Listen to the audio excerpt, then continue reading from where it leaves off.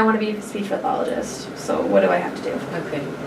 Well, here you are about to start your undergraduate program. So the first thing I need to tell you is you actually need to have a master's degree to practice as a speech pathologist. Okay. So that's the first thing you need to know. So, right now, what you're doing is, in some ways, you're going to set yourself up during your undergraduate program to be the best applicant for graduate school that you can be. Does that make sense? Yes. Okay.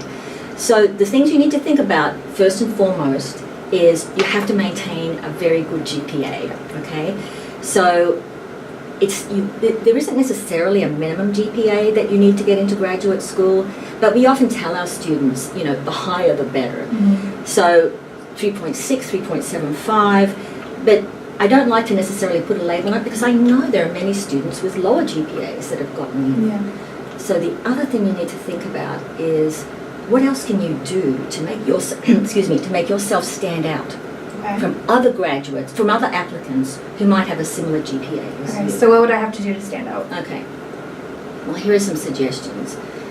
And, different programs might look for different things. But I know in our program, some of the things we look for are undergraduate research is always a good thing to get involved in. Studying abroad, learning another language, making sure that you've had some volunteer experiences or work experiences with children and adults. I think they're the main things. But to do those things, you have to really plan from the word go. So as you're starting to plan your academic program, think about when would be a good time for me to go to Spain or go to Nicaragua or whatever. Community-based service learning experiences are really good too. Are you thinking of going into a learning community? I think so. That's a good thing too. So that's a lot. Who would I contact? Who would be my main contact for the major and to learn more about these opportunities? Okay, good question. So in your first year, you go to the Careers and Advising Service, and that might not be the right name. So in Roseman. Yes, exactly. Yeah. So once you have about 30 credits, then you get assigned, once you've declared the major, then you get assigned an advisor within our department. So basically what happens is we send out emails.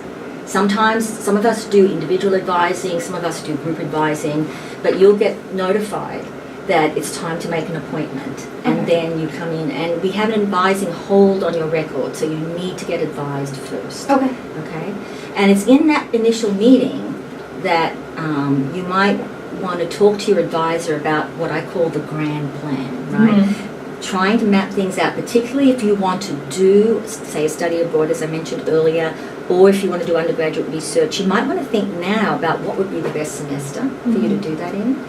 So that's the grand plan. And the other thing that's really important for you to come prepared to those meetings as best you can, and try and sort of look through the requirements yourself before you come to your advising meeting. But of course, your advisor is there to help guide you in your course selections. Awesome. Thank you for your time. No, you bet.